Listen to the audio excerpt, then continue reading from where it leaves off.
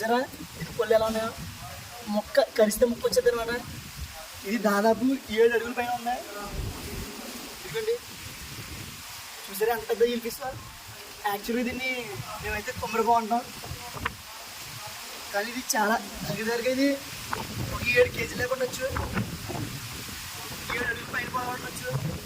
చూసారా ఎంత పెద్ద ఉందో. ఇంకా రకరకాల చేపలు అయితే ఉంటాయి చూడండి. మన అకౌంట్ కూడా కొంచెం ఫాలో ఉంది. చూసారా ఎంత ఉందో.